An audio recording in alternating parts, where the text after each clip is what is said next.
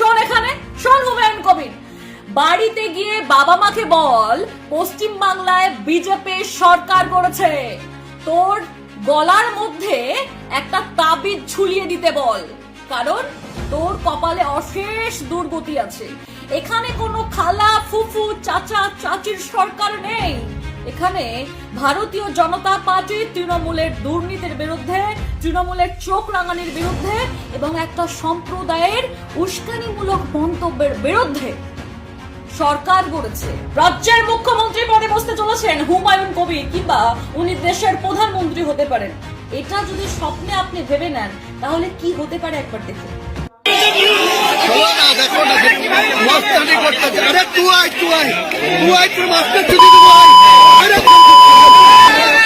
মুর্শিদাবাদের মাটিতে দাদাগিরি করলে পুঁতে দেব। অর্জুন সিং একদম আস্ত পুঁতে দেব।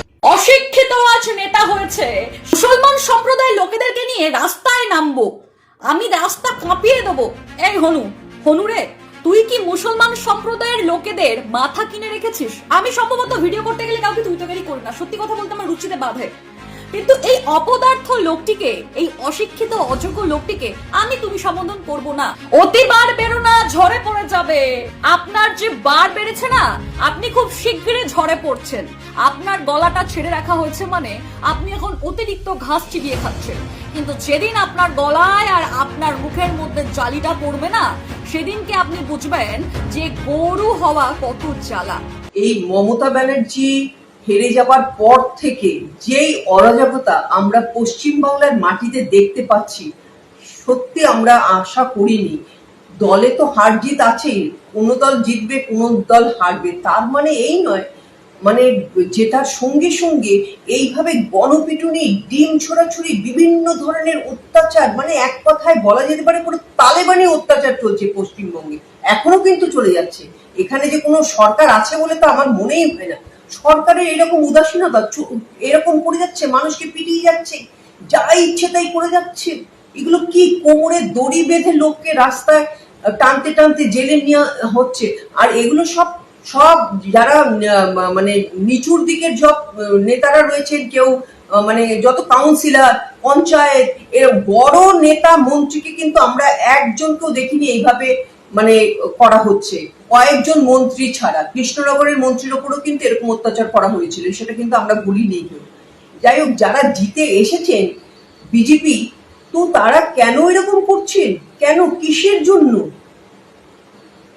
যারা চুরি করেছে তারা তো শাস্তি পাবে, তার জন্য তো আইন আছে। আইন তো আপনারা নিজে হাতে তুলে নিতে পারেন না। যাই হোক, আমি মানে এই কুণাল ঘোষ আর কল্যাণ ব্যানার্জি, মদন মিত্র, এদের যেভাবে লড়তে দেখছি দলের এই করুণ অবস্থায়, সত্যি আপনাদের স্যালুট জানাবো। মানে কি অভাবনীয় একটা, মানে যেটা আমরা ভাবতে পারিনি পশ্চিমবঙ্গের মাটিতে আমরা দেখতে পাচ্ছি, সত্যি চিন্তার বাইরে। এই কোন বাংলাকে আমরা দেখছি? আর যারা এই ঘটনাগুলোকে প্রশ্রয় দিচ্ছে তাদের বলবো, মানবিকতা পুরো হারিয়ে ফেলেছেন আপনারা, মানবিকতা হারিয়ে ফেলেছেন। বদমাশি, শয়তানি করার একটা সীমা থাকে। যারা চুরি করেছে শাস্তি তারা পাবে, তার জন্য কি এইরকম অবস্থা পশ্চিমবঙ্গে আমরা কোনো সরকারের দেখেছি? কখনো দেখিনি। মেয়েদের টেনে কাপড় খুলে দেওয়া হচ্ছে, মানে সাদা থান ছুঁড়ে মারা হচ্ছে তাকে, বিভিন্ন ধরনের হেনস্থা, যেটা কল্পনা করা যায় না। আমরা সাধারণ মানুষ, আমরা তো এগুলো কেউ ভালো চোখে নেবে না। যারা নিচ্ছে তাদের বলার কিছু নেই। আমরা কিন্তু বেশিরভাগ আমি দেখতে পাচ্ছি আমার চারপাশের লোকজন এবং যারা আমার সোশ্যাল মিডিয়াতে মানে আমার ভিডিওতে কমেন্ট করছে, তারা সবাই কিন্তু এই কাণ্ড কারখানার বিরোধিতা করছে। এগুলো ইমিডিয়েট বন্ধ করা উচিত। এই কুণাল বাবু, কল্যাণ বাবু, মদন মিত্রের মতো মানুষরা যদি না থাকতো, তাহলে যে বাংলার আজকে কি অবস্থা হতো সে আর বলার না। আপনারা এইভাবে লড়ে যান, আপনাদের সঙ্গে কোটি কোটি বাংলার মানুষ দাঁড়িয়ে আছে। আপনারা তো জনগণের মনের কথা জানতে পারেন না, তাই আমি এই ভিডিওর মাধ্যমে অনেক ভাই বোন, বাংলার মা বোন সবার কথা আমি এখানে তুলে ধরলাম। যেখানে দুর্নীতি দেখবো সেখানেই লড়বো, যেখানে দুর্নীতি দেখবো। দুর্নীতির আখড়া আর হয়ে উঠতে দেব না ব্যারাকপুরকে। এবং ব্যারাকপুরবাসীর কাছে অনুরোধ, আপনাদের আশেপাশে যেখানে যদি কোনো রকমভাবে কোনো অন্যায় বা অন্য কিছু ক্ষতি কেউ করার চেষ্টা করে, আপনারা রুখে দাঁড়ান। অন্যায় দেখলে বারবার মাথা নত করে সবটা মেনে নেবেন না, বা পয়সা দিয়ে তার বিনিময়ে সেটিং করে এটা বলবেন না যে আপাতত আমি বেঁচে যাই। এই আপাতত বাঁচাটা আপাতত করতে করতে কোন জায়গায় পৌঁছে যায় আপনাদের ভাবনার অতীতে। তাই জন্য বলছি, যেখানে অন্যায় দেখবেন সেখানেই রুখে দাঁড়াবেন। বর্তমানে ভারতীয় জনতা পার্টি এখানে জয়লাভ করেছে, আপনাদের কোনো চিন্তা নেই। আপনাদের সাথে সবসময় বিধায়ক থাকবে, আপনাদের পাশে সবসময় ভারতীয় জনতা পার্টি থাকবে। তাই যেখানেই অন্যায় দেখবেন সেখানে রুখে দাঁড়াবেন, কোনো রকম অন্যায়কে মেনে নেবেন না। আপনারা হয়তো ভাবছেন সাময়িক ঠিক আছে, চলো কিছু টাকার বিনিময় আমার এই সমস্যা আমি মিটিয়ে নেই। এই ছোট ছোট সমস্যাগুলি আস্তে আস্তে বড় সমস্যায় পরিণত হয়ে যাচ্ছে।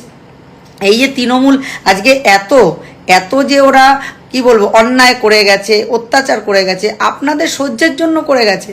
কারণ আপনারা ধাতস্থ হয়ে গেছেন আস্তে আস্তে যে এই পার্টি এটা করতে পারে, চলো ভাই আমরা কোনো কিছুর বিনিময়ের সাথে সেটিং করে নিই, আমরা আপাতত তো বাঁচি। বা এত বড় একটা পার্টির বিরুদ্ধে আমাদের লড়ার ক্ষমতা নেই। এই ছোট ছোট জিনিসগুলোকে এখন থেকেই আটকানোর চেষ্টা করুন, না হলে কিন্তু এই ছোট ছোট থেকে একটা বড় আকার নেয়। আজকে এত দুর্নীতি হয়েছে কারণ যখন এরা প্রথম থেকে দুর্নীতিটা শুরু করেছে, আপনারা কোনো এক জায়গায় সেইগুলোকে সহ্য করে নিয়েছেন এবং আস্তে আস্তে সেটা ধাতস্থ হয়ে গেছেন। আমি বারবার বলছি ব্যারাকপুরবাসীকে, আমি যেহেতু ব্যারাকপুরে থাকি তাই ব্যারাকপুরবাসীকেই বলছি, আপনারা এই অন্যায়ের বিরুদ্ধে রুখে দাঁড়ান।